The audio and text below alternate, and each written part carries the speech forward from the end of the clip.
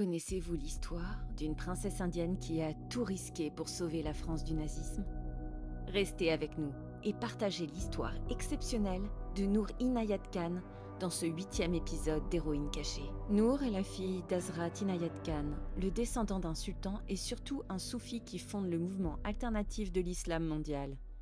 Il prône la non-violence et la spiritualité par les arts, notamment par la musique. Sa mère, Ora Ray Baker, est une musicienne américaine qui a épousé Hazrat en Angleterre pour le suivre ensuite à Moscou où Rasputin l'a invité.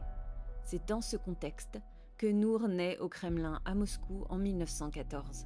Ils repartiront en Angleterre dès 1916 avec la montée en puissance des bolcheviks. En 1921, la famille et ses 5 enfants déménagent à Suresnes, logés gracieusement par des mécènes.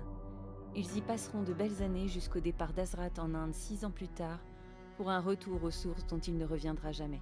Noor profite des avancées des femmes qui ont lieu entre les deux guerres, passe son bac et rentre à la Sorbonne pour y suivre des cours sur la psychologie de l'enfance.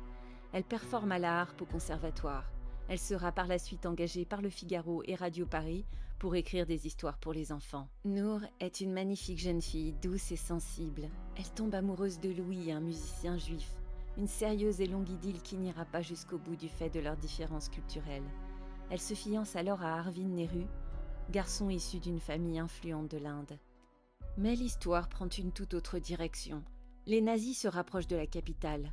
La famille décide de repartir en Angleterre. Ils partent vers le sud, un voyage certainement semé d'embûches et de visions d'horreur, mais réussissent à rejoindre Londres le 22 juin 1940. Noor et son frère décident alors l'impensable. Eux qui ont été éduqués selon des principes de non-violence s'engagent dans l'armée. Elle y est repérée pour ses compétences linguistiques et musicales. Malgré son tempérament doux qui pose problème à ses formateurs, elle devient opératrice radio avant d'être envoyée à Paris sous le pseudonyme de Madeleine, pour commencer à envoyer des messages nécessaires au développement de la résistance. Pendant 3 mois et demi passés à Paris, Noor a envoyé au total 20 messages jusqu'au dernier moment.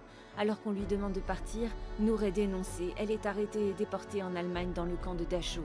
Non sans avoir essayé de s'enfuir, elle y sera abattue avec grande violence. Certains témoignages diront l'avoir entendue crier « Liberté !» avant sa mort.